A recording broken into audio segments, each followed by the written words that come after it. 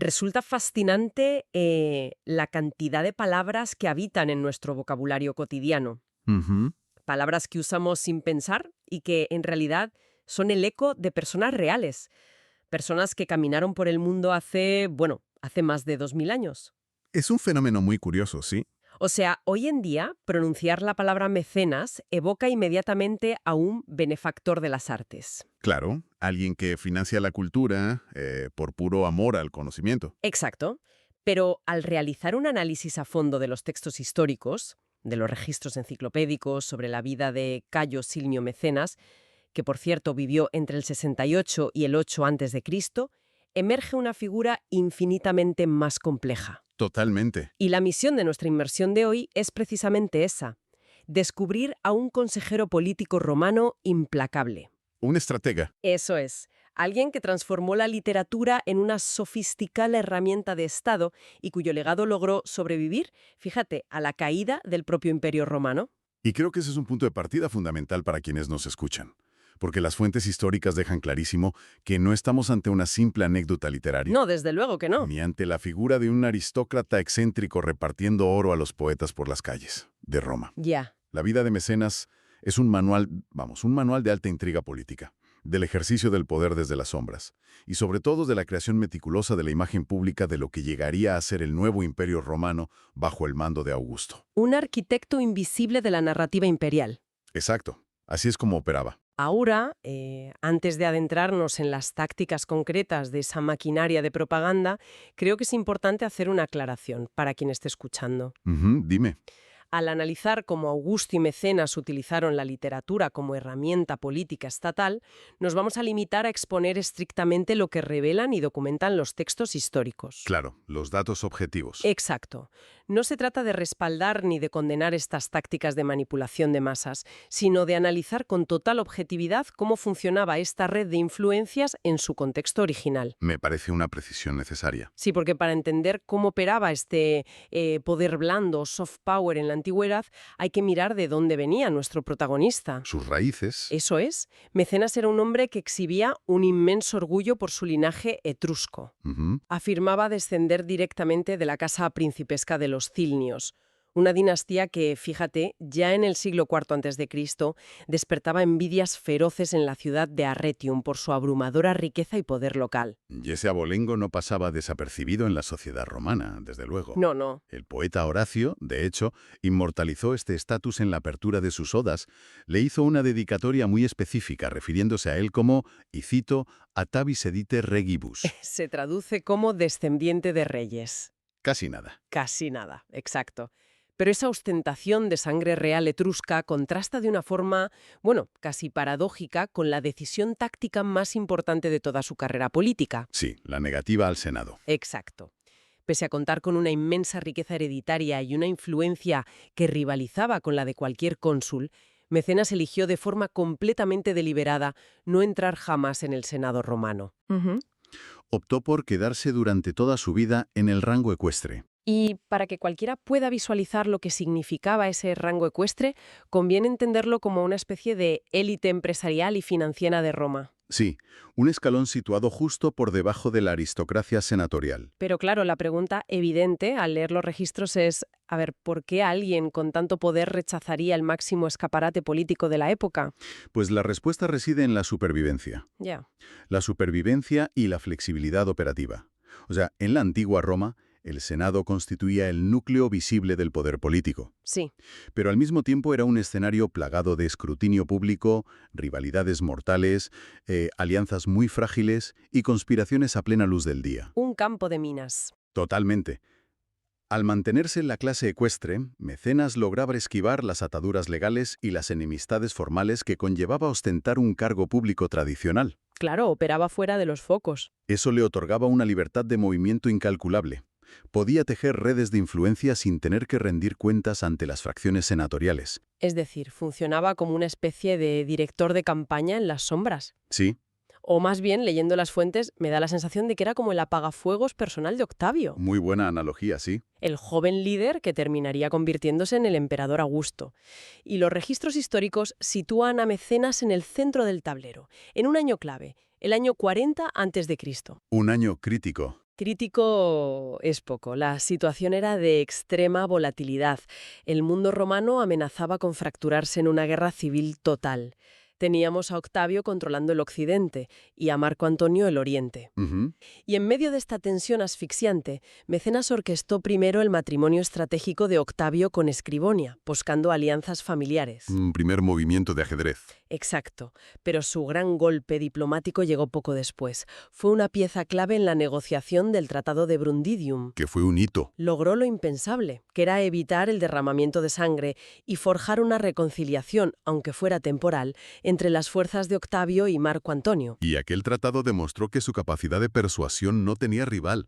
Vamos, el Estado siguió requiriendo sus servicios constantemente. Sí. Fíjate que 3 años más tarde, en el 37 a.C., la tensión volvió a escalar. Y Mecenas fue enviado de nuevo, esta vez junto al político Marco Coxello Nerva. Ujú. Hicieron un viaje diplomático a Brundisium que el propio poeta Horacio dejó documentado en sus escritos.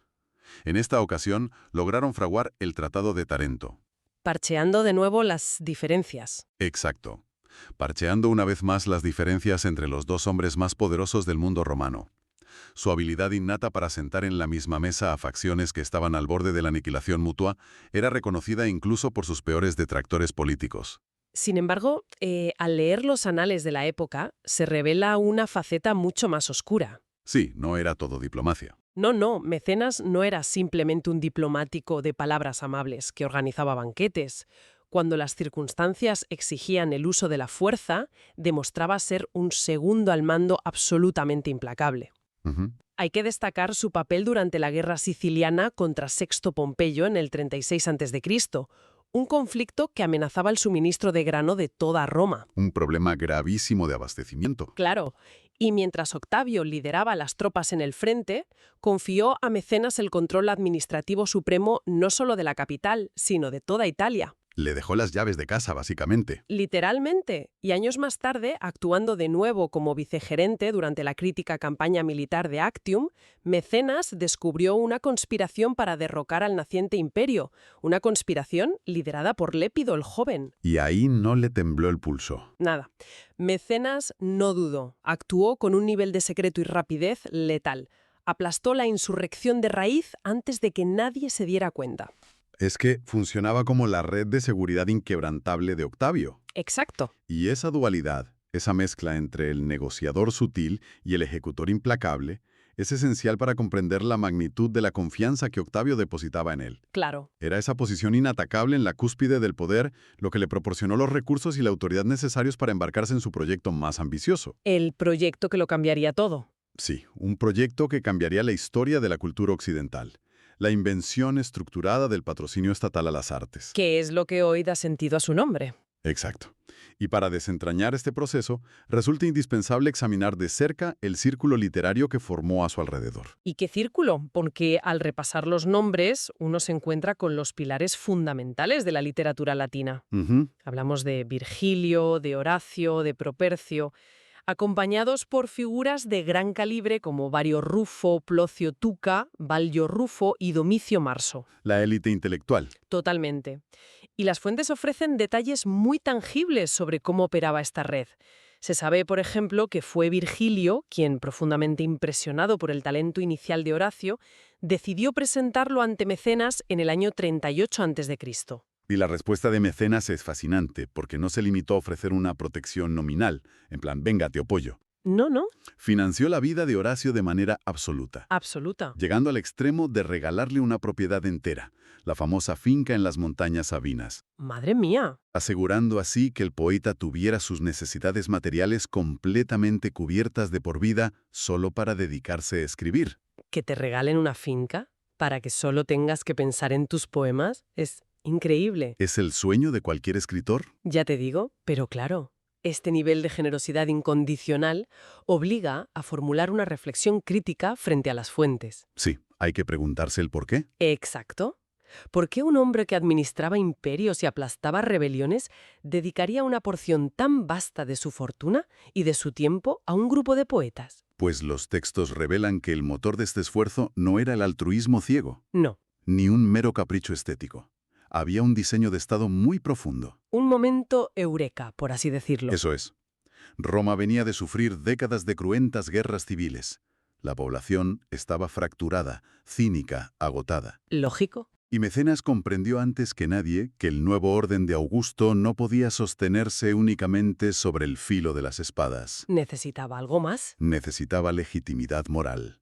Entendió que el talento de estos escritores tenía el poder de moldear la opinión pública, de reconciliar las mentes de los ciudadanos con el nuevo régimen. Claro, el objetivo, tal como reflejan los análisis históricos, era revestir el estado real de las cosas con una aureola de, y uso las palabras de las fuentes, gloria ideal y majestad. Una concepción política muy adelantada a su tiempo. Básicamente reclutó a las mentes más brillantes de su generación para construir el Departamento de Relaciones Públicas del Imperio. Exacto. RPP imperiales.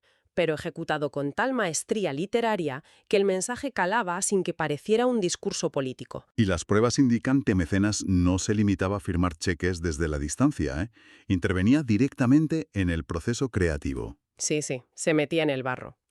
La Metamorfosis literaria de Virgilio es el mejor ejemplo de esto. Sin duda. Virgilio había ganado renombre con Las Églogas, una obra de temática pastoril relativamente ligera. Fue la presión y la guía constante de Mecenas lo que empujó al poeta hacia un terreno mucho más serio y de profundo calado cívico. ¿Y el resultado fueron las geórgicas? Exacto. Las Geórgicas, un poema épico monumental sobre la agricultura que, de forma muy sutil, ensalzaba los valores tradicionales romanos que Augusto quería restaurar. Que no es casualidad que las geórgicas estén dedicadas explícitamente a Mecenas. Ninguna casualidad. Y esa labor de dirección creativa se extendió a otros miembros del círculo, aunque bueno, no siempre con el mismo nivel de éxito dócil. Control tomó un rumbo distinto. Propercio poseía un talento desbordante, pero estaba obsesionado con escribir elegías amorosas apasionadas. Lo suyo era el amor, no la política. Exacto. Y Mecenas intentó redirigir ese genio hacia temas de interés imperial y moralidad pública. Buscaba que cantara las gestas bélicas del régimen. Pero en esta ocasión el tiro le salió un poco por la culata. Propercio, con una elegancia bastante subversiva, terminó escribiendo las elegías del libro tercero, y ahí utiliza una fina ironía para rechazar cortésmente las peticiones de su benefactor. En plan, gracias, pero no. Exacto, argumentando que su musa solo servía para el amor y no para la guerra. ¡Qué maravilla! Pero a pesar de estas pequeñas rebeldías, estoy segura de que cualquiera que lea las fuentes coincidirá en que la estrategia global de mecenazgo fue un éxito arrollador. Ah, sí. Rotundo. Logró vincular para siempre el esplendor literario de Roma con la estabilidad del nuevo imperio. Y fue un éxito tan masivo que la onda expansiva de su influencia alteró el vocabulario de las generaciones venideras. Eso es fascinante. El impacto lingüístico de Cayo Cilnio Mecenas. Su nombre propio se transformó en un sustantivo común que atravesó fronteras geográficas y temporales de toda Europa. Sí, está en todas partes. Hoy encontramos mécène en francés, macén en alemán, mecenas en español y en polaco, mecenas en húngaro y mecenat en ruso, ucraniano y búlgaro. Es increíble. Y las fuentes arrojan además un dato de color que a mí me parece muy sorprendente. A ver. En regiones de Polonia y en el oeste de Ucrania, se consolidó la tradición de utilizar el título honorífico de pan-mecenas para dirigirse de manera formal a los abogados. Es asombroso, la verdad. Comprobar cómo la sombra de un estratega romano de hace 2000 milenios sigue presente en los despachos legales de la Europa del Este actual. Y esa perpetuación lingüística, claro, consolida el mito del gran benefactor. Sí. Pero para ofrecer un retrato histórico riguroso, que es lo que buscamos hoy, es imperativo explorar las marcadas contradicciones de su carácter. Por supuesto, no todo era perfecto. Para nada. La historia, lejos de presentarlo como un faro de virtud estoica, lo describe como un personaje profundamente excéntrico. Sí, tenía sus peculiaridades. El historiador romano Velleio Patérculo capturó esta dualidad a la perfección en un fragmento que se cita muchísimo. Describió a Mecenas como un hombre de, y cito, vigilancia insomne en emergencias críticas, con visión de futuro y sabiendo cómo actuar. Eso cuadra con lo que hemos hablado. Claro. Pero inmediatamente contrapone que, en sus momentos de relajación, adoptaba costumbres, cito de nuevo, más lujosas y afeminadas que una mujer. Vaya. Sí. En el contexto de la ruda moralidad romana tradicional, esta descripción apuntaba a un estilo de vida que rozaba el escándalo. Sí, y ese contraste entre el rigor de Estado y el exceso personal añade muchísima textura a la figura histórica. Totalmente. Y al escarbar en esas excentricidades, los registros revelan un toque de ironía histórica que resulta hasta cómico. Es buenísimo esto. El hombre que financió, pulió y dirigió a los escritores más excelsos de la historia de Roma carecía por completo de talento literario. Cero talento. Mecenas se empeñó en ser autor. Compuso obras en prosa y verso que hoy, afortunadamente quizás, se encuentran perdidas. Seguramente sea mejor así. Las fuentes recogen títulos como Prometheus, un diálogo llamado Symposium, donde, en un claro ejercicio de ego, incluía a Virgilio y a Horacio como personajes dialogando con él. ¿Tela? También escribió un tratado sobre su propio estilo de vida ostentoso titulado De culto suo y un poema de dudosa calidad llamado In Octaviam. Y es que, según los testimonios de la época, su estilo de escritura estaba plagado de palabras rebuscadas, transiciones forzadas y una sintaxis tan extraña que provocaba el escarnio público. Madre mía, la vergüenza ajena. De hecho, el propio emperador Augusto, junto a filósofos posteriores como Séneca o el retórico Quintiliano, ridiculizaron duramente sus textos. Qué duro. Sí, el gran arquitecto de la literatura imperial era en la práctica un escritor pésimo. Pero fíjate, esta falta de talento poético, lejos de restarle mérito, yo creo que humaniza su perfil. Sí, lo hace más real. Y subraya que su verdadera genialidad residía en la organización y la gestión, no en la creación artística.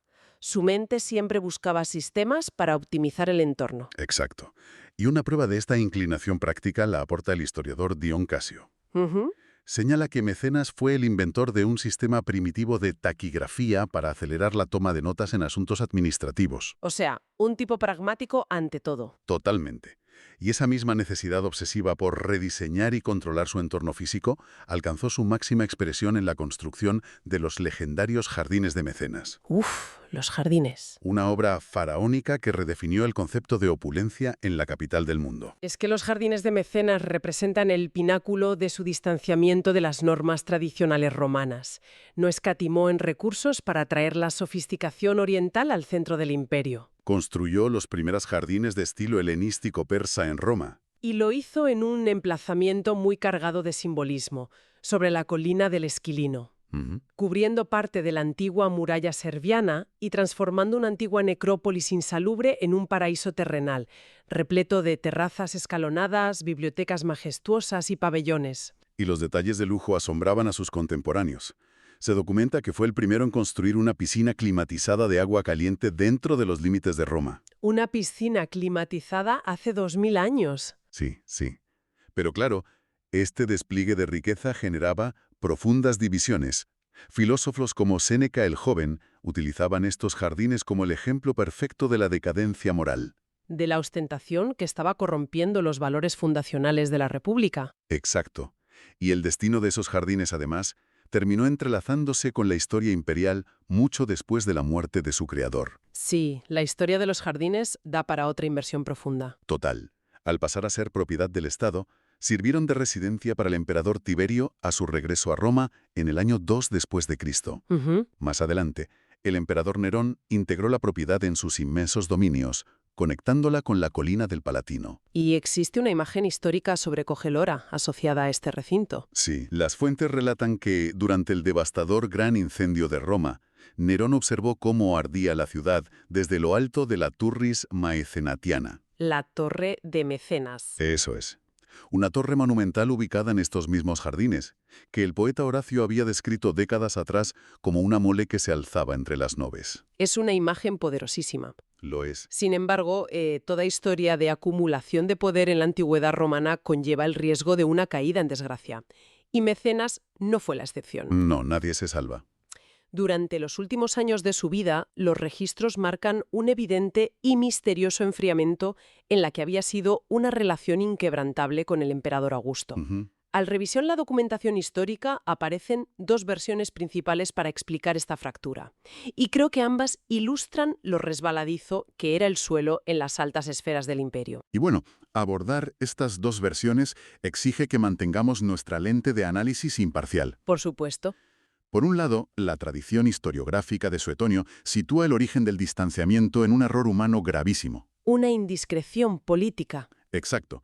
Según este relato, Mecenas, el hombre que guardaba los mayores secretos de Estado, le reveló en privado a su esposa Terencia que los servicios de inteligencia de Augusto habían descubierto una conspiración para asesinar al emperador. Un dato muy sensible. Extremadamente sensible.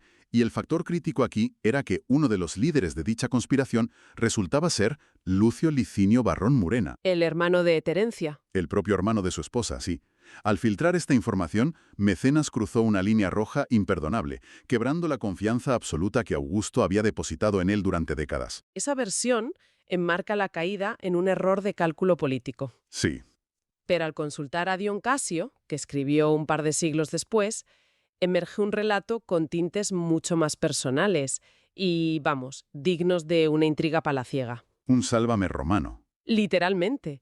Dion Casio sostiene que el verdadero motivo del desencuentro no tuvo nada que ver con la conspiración de Murena, sino con un secreto a voces en Roma. El emperador Augusto mantenía una prolongada relación extramatrimonial con Terencia, la esposa de Mecenas. Vaya tela. Sí, se relata incluso que en uno de sus viajes a la Galia, Augusto se llevó a Terencia consigo. Madre mía. Fuera por la filtración de un secreto de alta traición o por la humillación pública de un triángulo amoroso asimétrico, la camaradería entre el emperador y su consejero más leal quedó irremediablemente dañada. Y a pesar del frío final de esta relación, el último acto de la vida de Mecenas demostró la complejidad de los vínculos que se habían forjado durante la creación del imperio. Sí.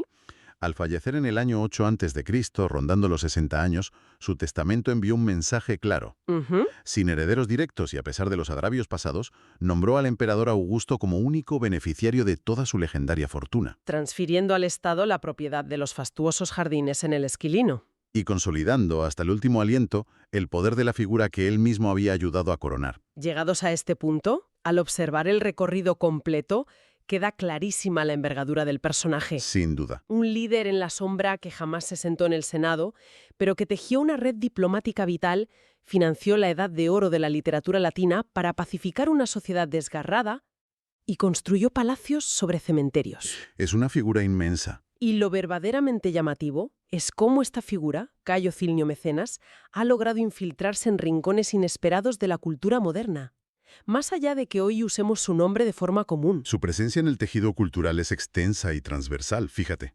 Un ejemplo notable data de 1773, cuando Phyllis Wheatley, la primera escritora afroamericana en lograr publicar un libro de poesía en medio de la esclavitud, decidió titular el poema que abría su colección sencillamente a Mecenas. ¡Qué potente! Utilizó el nombre del estadista romano para invocar el arquetipo universal del patronazgo literario.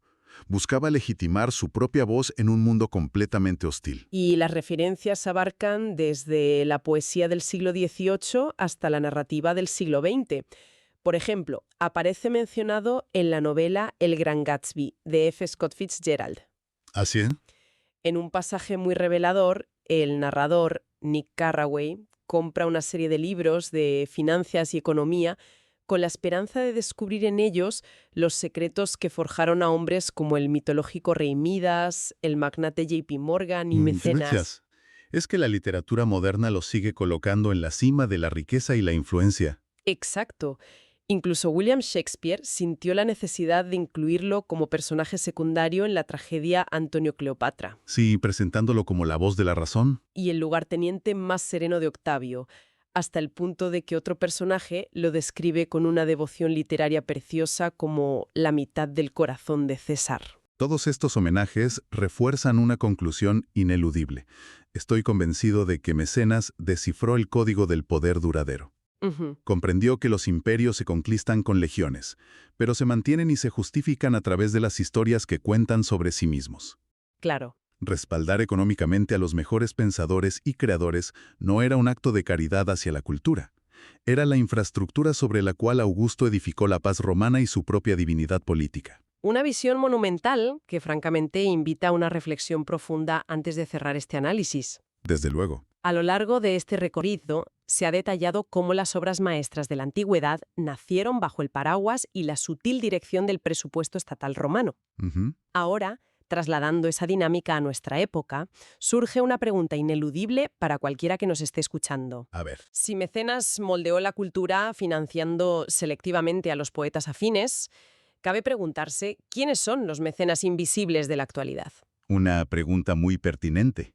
¿Acaso los algoritmos que determinan la visibilidad o las inmensas plataformas tecnológicas contemporáneas están dictando qué voces triunfan y qué historias se cuentan? Moldeando nuestra cultura y nuestro conocimiento. Exacto, con la misma precisión silenciosa con la que Mecenas guiaba la pluma de la Roma imperial. Es algo que sin duda queda para la reflexión.